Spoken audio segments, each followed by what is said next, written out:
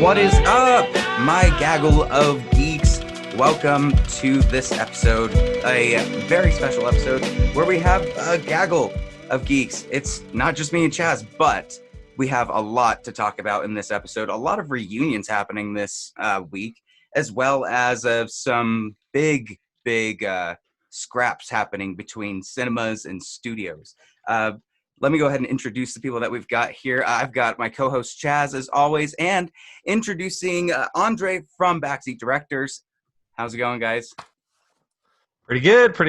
Thanks for having me, man. I know you've been trying to get me on the podcast for a number of weeks. I'm happy it worked out today. I messaged him at 3 a.m. Why aren't you on the show yet? I know there's a lot of talk about, quarantining and stuff, but I'm just watching him shower most of the time with signs up on the windows, just come on.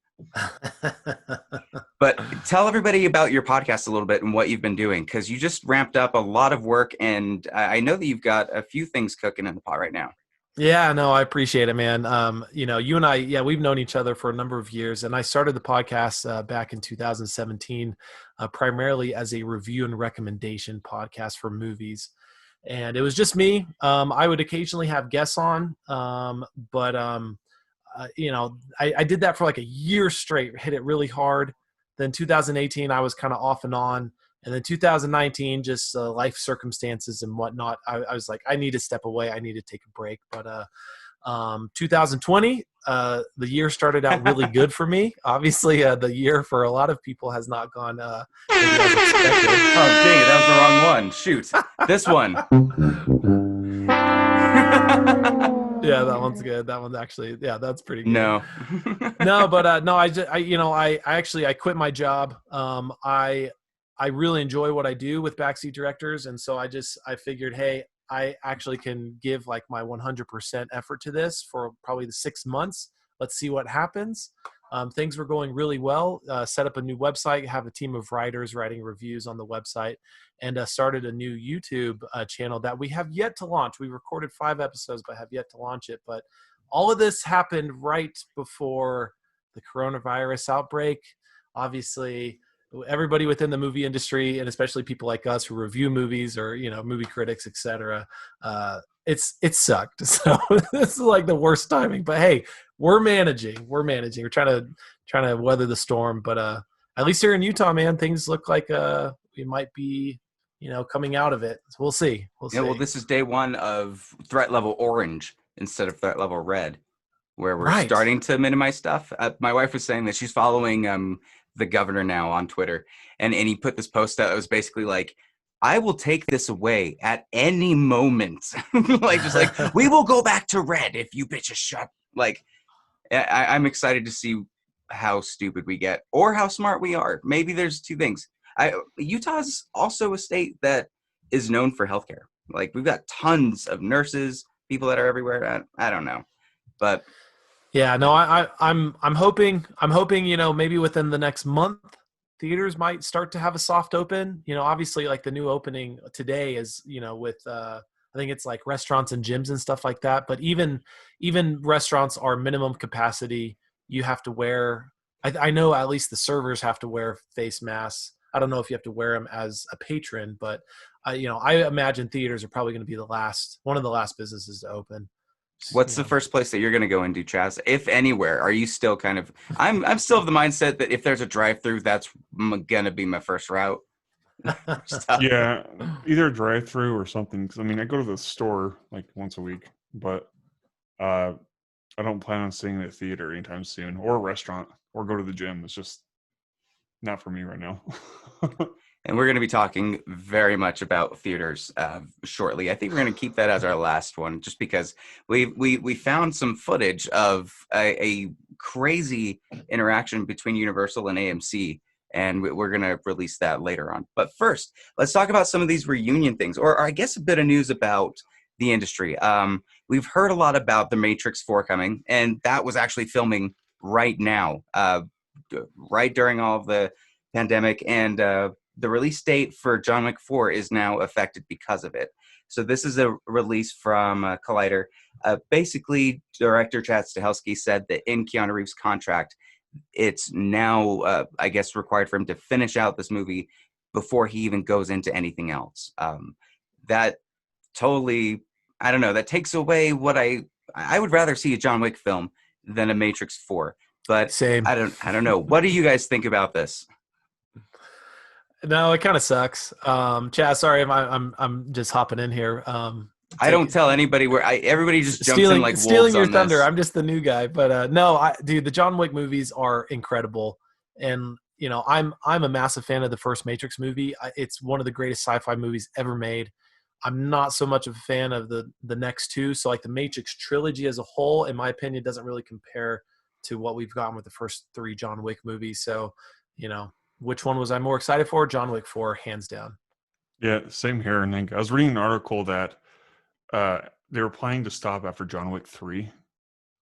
Oh, really? Which I thought was really interesting. Then they got like this last second idea to keep it going because Keanu Reeves said that he had one more in him. And then they announced Matrix, I guess. But yeah, I'm with Andre on this one. I think the last two Matrix films have been kind of weak in a way. Mm-hmm. I mean, it's a fun watch to like watch them all together. But out of the three, the first one is definitely the best, and I wonder if they're going to change anything with the fourth one in regards to like filmmaking techniques, because the first one was so what do you want to call it, like transformative with like revolutionary CGI, for sure. and so I wonder if they're going to introducing new ideas for number 4. You hope so. I mean, because it was totally unexpected when they announced a fourth one. I think a lot of people were taken off guard. I know I was. I think that's a pro for Matrix 4 is that at least we're going to see them maybe push the envelope for special effects. But honestly, I think the thing that makes me a little bit like about it is Matrix, like you guys said, had its chance. And if anything feels kind of like a cash grab for trying to do an addition to it, it feels like the Matrix 4 is a little bit more like we're going to try to trend on nostalgia. And I don't know what their story is. It feels weird to expand the story after what they did. And I don't know. John Wick is so awesome. Yeah, no, and I mean, you think about Keanu Reeves and him in the spotlight right now. I'm not sure Keanu Reeves has had so much attention on him during his career than he is now.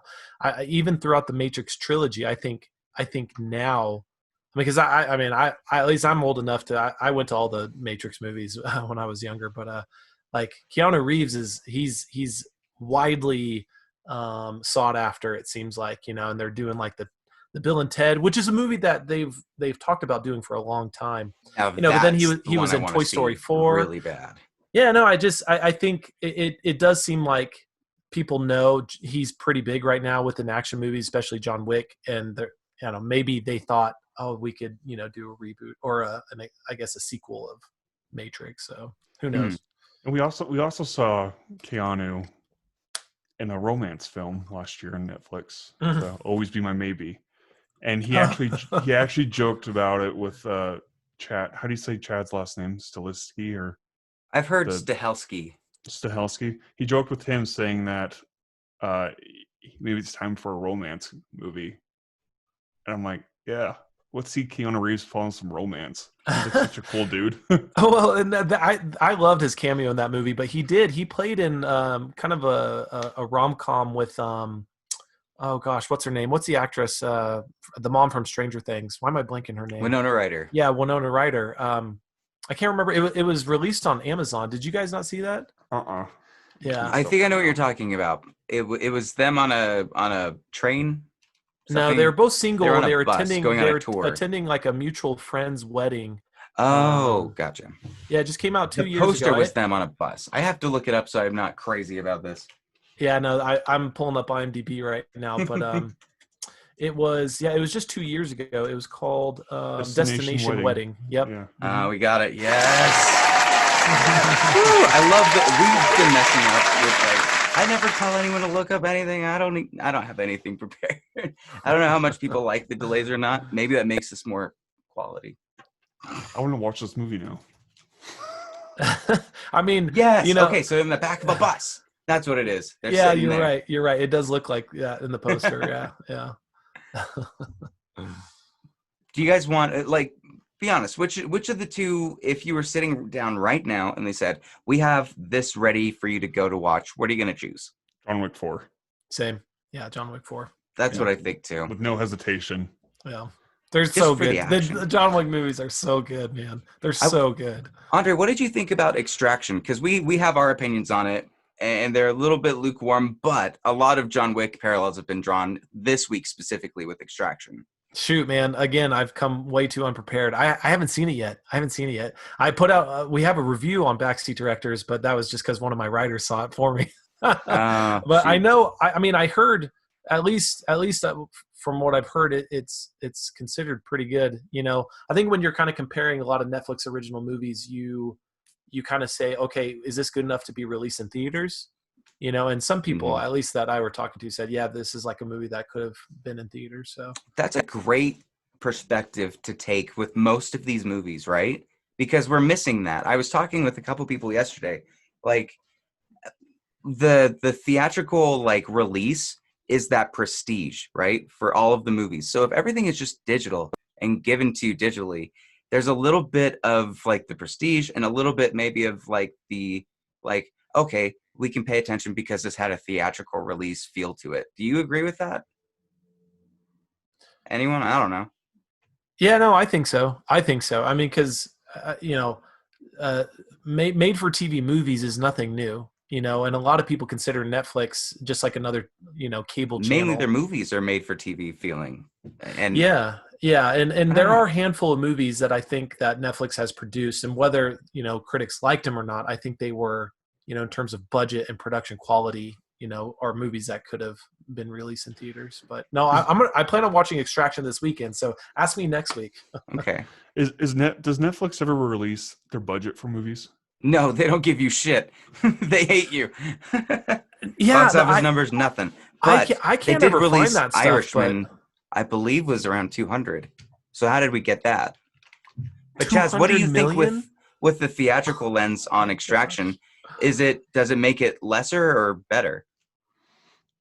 Because we saw it. I don't know what to think about now with that. Because with that filter on, if it was released in theaters, I would probably hated it more than I already disliked it. Because like I'm not a fan of it personally, but like I was okay with watching it, knowing it was like, oh, this is something you can watch while you're playing on your phone and just have background noise and, you know, casually tune in. But if I paid money to see that dude, I'd be very disappointed. I'm not gonna lie. Yeah. No, I kind of agree with you. It feels like it would feel, because now I see this week with all the John Wick stuff, it would feel like a lesser John Wick, and like what we were saying, if instead of whatever Theon Greyjoy killing the dog, it was a clan of 8-year-olds. Yeah. And he just beat the shit out of a ton of 8-year-olds. Like, that's what the whole thing is. Every time he's walking around, he sees just a group of these, because in this area, they all have to be like the warlords send out children to do their crimes, right? So he's got to beat up the kids to get through stuff. And every time, boom, just like slamming into him, like throwing him into walls. And it's like Batman v Superman violence level, where he's like throwing him through walls. And it's just like, these are children. What's going on? Hey, so you got Chaz, you asked about the production budget. I guess from an article interviewing the Russo brothers on Deadline, they said it is $65 million production budget. Oh, wow. That's not too bad. That's pretty good for an action film. And with it coming from the Russo brothers, because I guess, because you have to think of it this way. Netflix probably didn't pay for that. They paid for the rights to it. The Russo brothers and their production company paid for it. Yeah. No? Wrong? Maybe? Perhaps. I mean, the Russo brothers have so much money. They were probably just like, sprinkle a little bit of that Avengers Endgame on this, and then we can make whatever we want. Yeah. I guess to give you a comparison, I know this movie gets criticized a lot. I'm actually a big fan of Bright with Will Smith on Netflix. Ooh. And so that movie. Why? What? Dude, I think it's a great movie, man. Take the camera to him. Explain yourself. You get the full camera for this one. No, but I'm just giving you a comparison. You know, just that one had it between $90 and $105 million production budget. At least that's what it's estimated. Interesting. So, David Ayer. you go. I follow him on Twitter now. He gets way too much flack for Suicide Squad lately. Everybody's trashing him now. Dude, I know it's shit. Well, I know Suicide Squad was shit, but they're going at him like you're a sexist pig for what you did to Harley, and it's like just look at how his responses though, how he responds to people. It's He's nothing but kind and gracious and like. Well, he's too apologetic, in my opinion. I would say shut up in some of these cases. he's like, you try working for a studio. Listen to me. Yeah, especially at studio like Warner Brothers. No kidding. But y'all don't Like, say that. how much of that movie do you think was actually his decision compared to the studio decision? Oh, that's a good question, because I don't think any of the final product really he signed off on. Like, because it was Probably the not. trailer company that edited it. Yeah, I think it's you such get a tough road. you kind of get little bits and pieces like when you hear or read interviews from a lot of the actors who talk about how many scenes that they expected to be in the film that were not in the film. So it's hard to say, man. It really is. But you obviously know, like Warner Brothers, they definitely messed with it. To what extent? Yeah, I don't know. Mm-hmm. Hopefully, I don't think they're messing with them too much more. But with that said, what do you guys think about The Matrix 4? What do you think about the news that they're going to be pushing back John Wick 4? What are your thoughts of the 4s? Leave your comment down below. Let's talk about really quick, just a quick bit of kind of sadder news. We had another celebrity passing. Irfan Khan, actor extraordinaire and India's face in the West, died at 53. He had battled the 2-year battle with tumor. And you've known him from a lot of stuff. A lot of the nerdy people would know him from The Amazing Spider-Man 2, I believe. He was one of the people that was kind of like the secretary for Norman Osborn. And he's been in many other films, but that is kind of a quick little, I guess, this happened this week. I don't know how those are going to go from now. And that's the first time I've ever done like a in passing somebody passed away thing. Well, so this guy, he obviously, I mean, he's done a lot of Bollywood movies, but he more prominently, he was in the reboot for Jurassic World. He played like the new park owner, who was so confident. Yeah, the helicopter. Yeah, but the movie that he reminds me of the most though is Life of Pi, where he plays the older Pi character, and he's really good in that. He's really good. But yeah, no, it's unfortunate, definitely. It was such a dark movie, like at the very end. Totally. His narration was so good though. Yeah, it was very good. Very good. Definitely. Because what's his name? Ang Lee directed. I thought he definitely deserved the Oscar that year. Oh yeah, he won the Oscar for Best Director, but not Best Picture. But like the last 10 minutes, I'm like, this turned like you thought it was gonna be like a kid movie, like fun family movie, and then like you start questioning if he actually killed his own family. Like, like, whoa, what? Well, rest in peace, Irfan Khan. You have done many great works for this world. Moving into kind of the reunion part of this thing, it'll be a quick one because I'm the only one that watched it and I didn't tell anybody else to. So we had 2 reunions with the Goonies, holy shit, coming back together with Josh Gad on his YouTube channel. They went through everything. They went through lines of dialogue together. They talked about behind the scenes things. Steven Spielberg showed up. Cyndi Lauper showed up. They all did. That's so many. Cool. It was so. Cool. If you get a chance, I strongly recommend you go and check it out. Was it over Zoom? No, I think it was over Zoom, but some of the stuff might have been pre-recorded. I can never tell when it gets to the singing portions because I know with those you have to time it, and there's always like delays with that kind of stuff. I don't know. Can we all sing something at the same time? Happy birthdays, whatever. 1, 2, 3. Happy birthday. See, it's way off. It's way off. There's no way that would work. But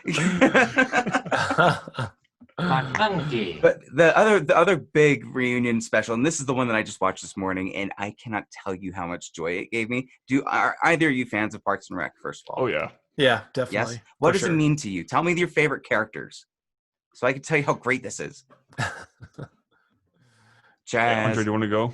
Someone. Sure, yeah. So I love Parks and Rec. I think for me personally, it's top 5 favorite comedy comedy TV shows of all time.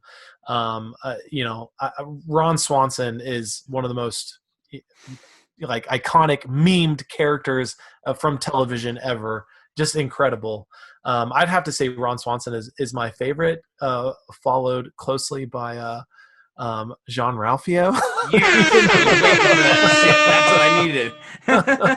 I need to put sound bites for him in this. He's so terrible in that show, but like in the best ways. But no, it's a really great TV show, and it's kind of unfortunate. I feel like my favorite comedy show of all time is The Office. And obviously we have some of the same writers and producers from The Office that made Parks and Rec.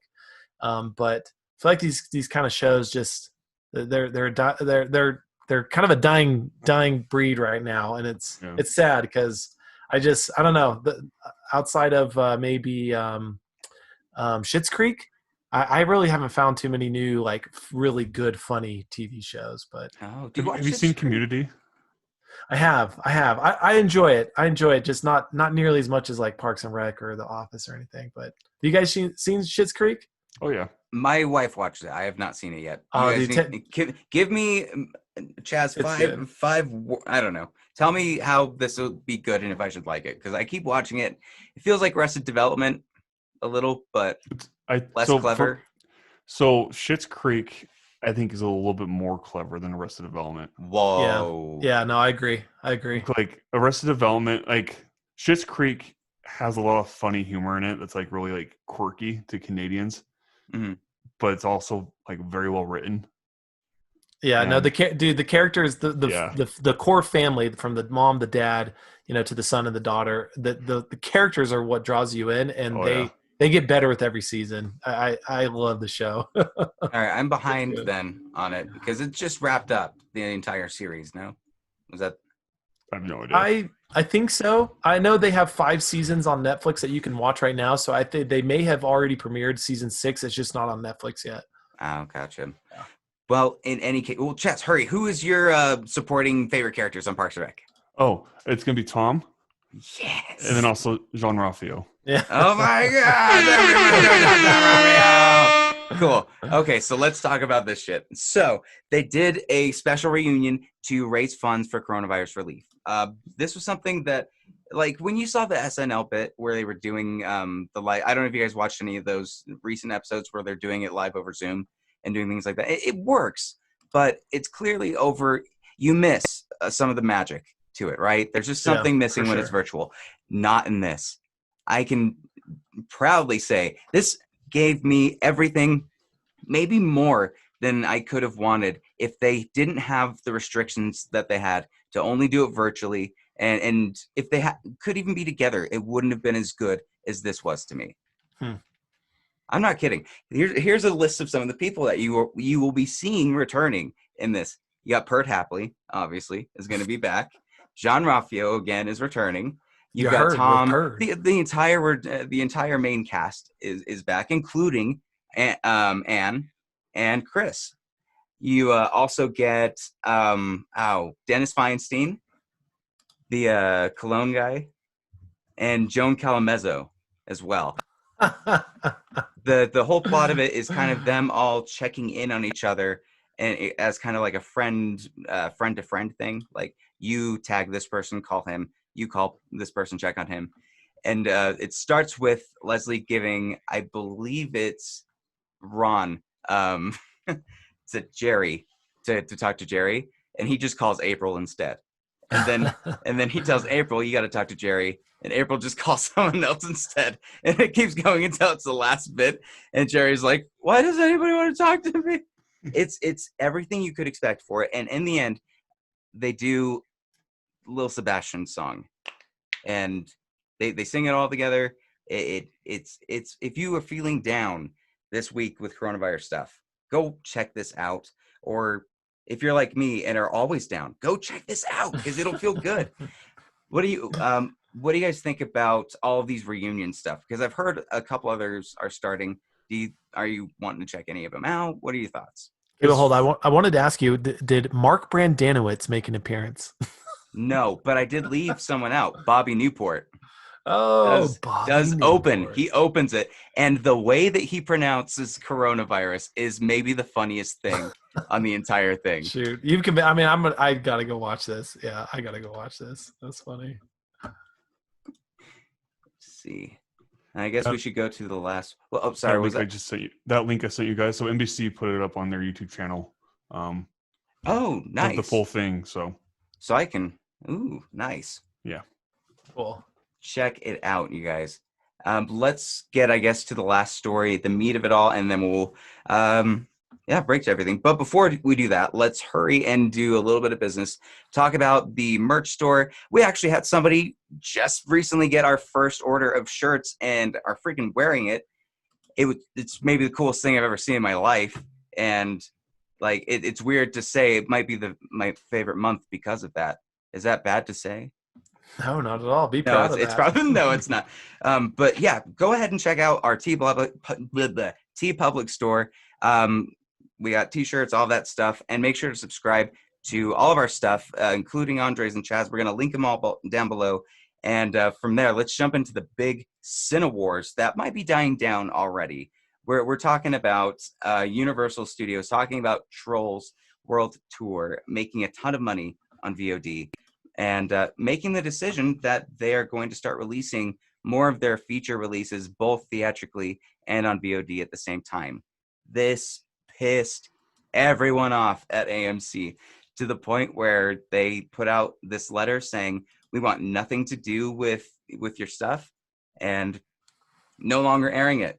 Cineworld went ahead, did the same thing. Regal went ahead and did the same thing, then backtracked. We got to make sure that that's put in for this. But AMC and Cineworld still are holding down to this. It seems like the stupidest thing I have ever heard in my entire life. It's like somebody that got their wallet stolen saying, "Big diff, take my shirt," and then just like rips their shirt off and throws it at him too. What do you guys think about this, Chaz? I don't get why AMC is freaking out, especially since you can't really go to a theater right now, and studios have to make their money somehow.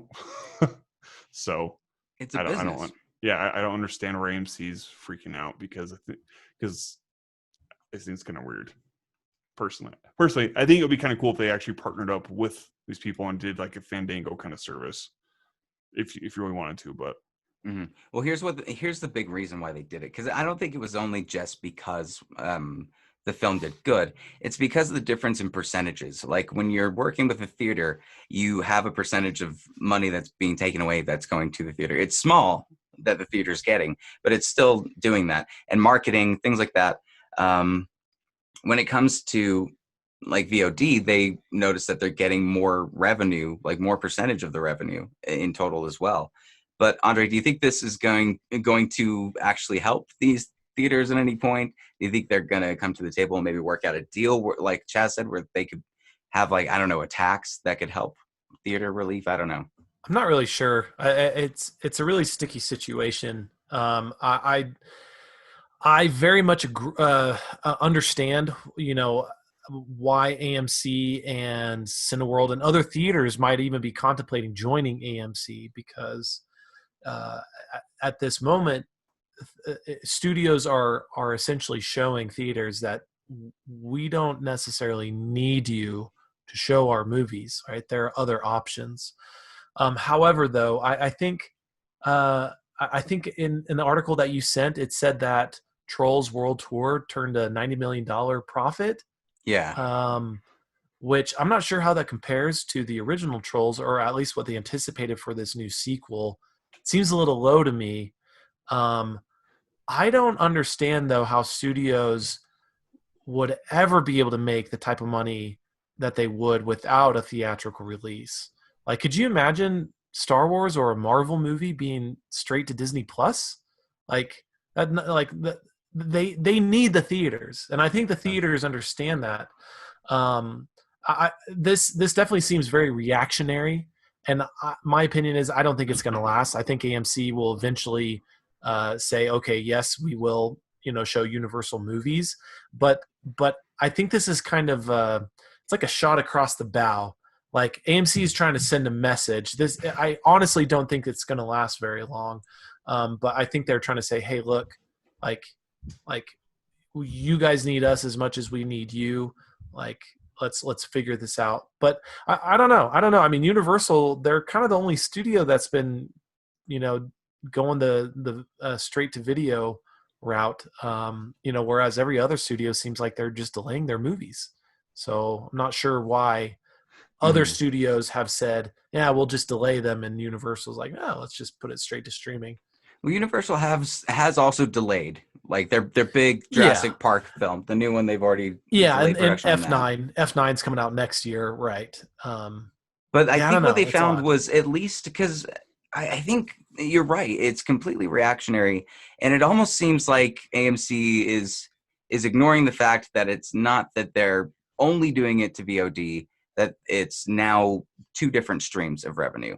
It's not necessarily that they're cutting them out completely.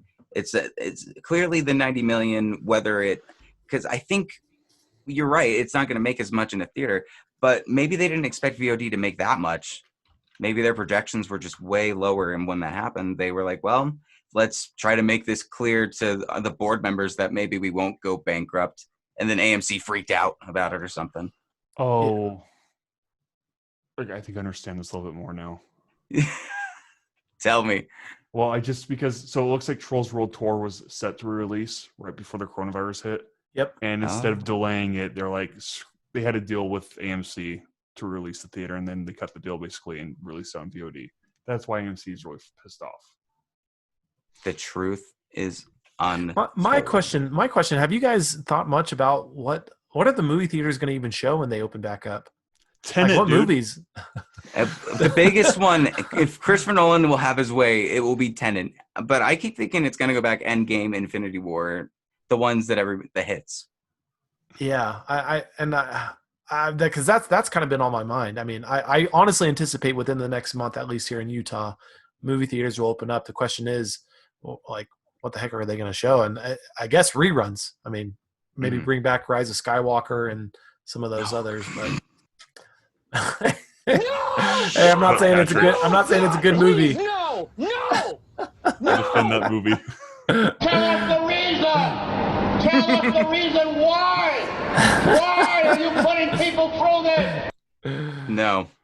Name brand, man. Name brand. I refuse. What other buttons can I press?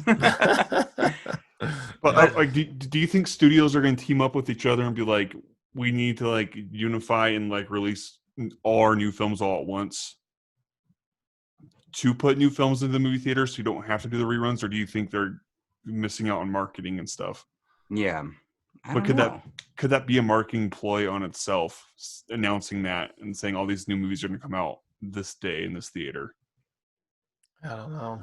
I mean, it's not like they're going to put like Pixar and Disney, they're not going to put Onward back in theaters. It's already on Disney Plus. People would have seen it already. You know, it's like it has Tiger King is coming to theaters near you. Yeah, could you imagine? That'd be crazy.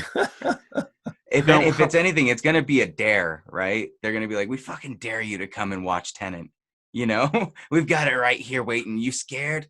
Because I know a lot of indie filmmakers will sometimes go on tour with their movie, in these smaller theaters, and hold a one-night screening thing with a Q&A. Do you think that's going to be the case for these bigger blockbusters, where they have to pretty much market it in a different way than the way we're used to? I have no idea with that. I think it's going to change regardless, but I don't know what the extent of it is. What if everything will be behind the curtains and we don't realize it, or if it's just I keep saying drive-in movies are coming. Why aren't theaters trying to adjust to that right now? I love drive-in movies. That's the only way for people at this point to feel at least like I'm in an enclosed area, and they're due for an upgrade. How cool would it be if you have the Disneyland soaring over California, ramp up, just lifts your car above others, and you guys have rows to watch the theater projection. That would be kind of neat. Oh, I mean, there's the local theater here in Utah County. I don't know if you guys are familiar with Water Garden Cinema 6. It's in Provo? No, it's in Pleasant Grove. But okay. so we're talking like 30 miles south of Salt Lake City. Mm. But they've set up. I haven't gone yet, but they've set up, and it's been around for almost 2 months now. But they set up a drive-in just in the parking lot of their movie theater, and they screen. They just screen old movies. They'll have a lot of. I think a lot of outdoor or like drive-in movies. They'll do like a double feature, and that's what they do. They'll have a kids movie, and then they'll have like a PG-13 movie afterward. And I think they were charging. I think it was $15 a car. So you just squeeze in a bunch of people in your car and go see a movie. But that's what they've been doing. Then you're breaking social distancing that way. When you're hurry, it's so expensive now. Well, I mean, hey, we're talking about Utah. Lots of big families here, so that's true. That's the other question that no one's really talking about is VOD for like theatrical releases coming out immediately are going to be so expensive for just one person to watch. Yeah. Like, I understand, like, well, it's a value if we do $30 for Onward. Meanwhile, I'm sitting here just like, I used to be able to walk in with a paper and get a raffle ticket, and it was a thing, but I still could get in. But now it's all about how much you make, and I don't know. Yeah, no, I agree, because Universal, they released The Hunt. The Hunt came out right before theaters closed, but I didn't see it. I've wanted to watch the movie, but I'm not going to pay $20 just to rent the movie and for me to watch it by myself. So I was disappointed. Oh. Refund. That's how that goes. Is I paid it $20, and I'm like, I can't believe I paid $20 to sit on my couch and watch a movie that I could just turn off anytime. Yeah. See, that's the thing. It's like, if you have, I guess, if you live with people and you have a bunch of roommates or you have kids or whatever, $20 maybe isn't that much, but yeah, if you're watching by yourself, that's pretty pricey. I don't know. How do we close this one out, guys? I don't know what to do with this. It seems like it's just a big cat fight that has no ending, except for, all right, on both sides. Well, we forgot that we needed each other. It seems like. Okay, well, let's ask a question then. Do you think Megaplex is going to get involved? No, I don't think so. Megaplex, as far as like national chains, they're small chickens. They're not gonna. I think they've got a lot with Utah. Like, they're working with us. They should do Cinemark. Who owns Cinemark? Cinemark is owned by a bigger entity, I think. I think it's AMC, isn't it? I thought Regal was a part of Cinemark in Tinseltown, and that was all a group chain. Yeah, I'm not. Could be wrong. Oh no, it's Cinemark Holdings. Cinemark owns. So it's like Rave Cinemas, Century Theaters. They own. Cinemark owns it all. So Cinemark is the Tinseltown is owned by Cinemark. So Cinemark is the owning corporate. So Cinemark could get involved. I think they're big enough. They're not as big as AMC or Regal, but they could get involved in this as well. You know, is going to be the big tester of it. What the next couple of weeks of box office is going to be for Trolls 2. Because if it falls off and it's not making any more money after that, like, the whole thing is for nothing. And they're like, all right, you made that much for the first week, but. Right. Yeah, and it's so different than like Disney saying, okay, we're going to put Artemis Fowl straight on Disney Plus. Like, because there's no way to gauge how much money that movie would have made anyway. I think it's a good decision. I don't think that movie was going to make any money regardless. No. But you can't gauge it, because it's a streaming service anyway. So. Yeah. Well, I guess that about does it for our thoughts on this. What do you think about I'm calling them the Cine Wars now. What do you think about the Cine Wars? Do you think that there's going to be any more collateral damage, if there has been any? Where do you think this is going? Leave your thoughts down below. And let's go ahead and wrap up everything. First, I want to thank both of my guests for being here. Andre, again, check him out at Backseat Directors on backseatdirectors.com, correct? Mm-hmm. And Chaz, your boy Chaz, and check out his new podcast episode just came out today. Go ahead and plug that. Oh, Over and Under Artist Exposed. I talked with Landon Caston today, so yes, and he rocks it on that podcast. He's a great interviewer. If you guys have anything that you want to check out, follow us, like us, and make sure to leave a rate and review on our podcast. It helps a ton. And with that said, let's cut to the special clip that we found. This is crazy. We found behind the scenes footage of execs from Universal revealing their plan, and it seems like somebody broke into their Zoom call and had something to say. With that said, we will see you at the next review. So, members of the board, and with that in mind, we're really happy to announce the Trolls 2 World Tour has done fantastic on VOD. And with the new measures taking place with COVID and us realizing that we're a business, we have to function somehow, and theaters just are not in that position to be opened yet. We're proud to announce that because of the success of this and other films, we are going to be premiering our Universal films on both new releases and on VOD. That's pretty much it. And if anybody has any questions, I mean, there's Tim in marketing. I believe you have a thing. Hello? Is this thing on? Huh? Someone just joined. Where are you, suckers? Yeah, we can hear you. What? Who is that? Who's on with us? Yeah, Ari Jaramello, AMC Theaters, here to tell you where to stick your stupid VOD plan. Oh, you want to play hardball, tough guy Universal? You don't think I've walked down a stretch of glass on a case of bullshit? You want to with us? Well, we're gonna with you. I don't want to see your movies or anyone for Universal at our theaters again. Jesus, is that you, AMC Theaters? Look, we didn't mean any offense. We're not trying to count you out of this. Just with COVID, we're entering a new world. We can't safely rely on movie theaters right now, and we don't know when this is going to be over. And to be honest, I was just talking to the board because I was trying to make them feel better. We're not counting you out. And look, with VOD, we did have success, and what we're seeing is a lot of increase of people wanting to, what is that sound? Ew, what is that sound? What are you doing? I'm defouling 9 copies of Tokyo Drift, you son of a bitch. Big loss. Oh no, we ain't gonna see another debut of Mortal Engines 2 Electric Boogaloo? How will we survive? You already cursed our screens with cats. Who needs ya? Oh my god, you guys are so petty. Who are you calling petty? Mom, shut up! I'm trying to have an important meeting. Wait, where are you? I'm in my office. Who was that? It was my assistant. Named Mom? Alright, you vultures. You want to pick at the corpse? I get it, yeah, have at it. Currently, I'm in my mother's basement. So what? It's a setback. AMC stands for always making comebacks, and that's what we intend. Mom, will you shut the up? I'm having an important meeting! Holy you guys, what do you even expect to get? Who is that? Wait, hold on. Is that you, Regal? Oh my god, what did you do to your face? Don't worry about what's on his face. He's with me now, you little Did a little tattoo art while in quarantine, so what? You better worry about your face after we mop the floor with you. You sunk Mike Myers after Love Guru, you're trying to sink us now, but we ain't gonna get sunk, you skunk. Yeah, skunk. Look, I'm not sure what's going on here, but I'm gonna hang up now. You all are acting like children, and it's pathetic, to be honest. Goodbye.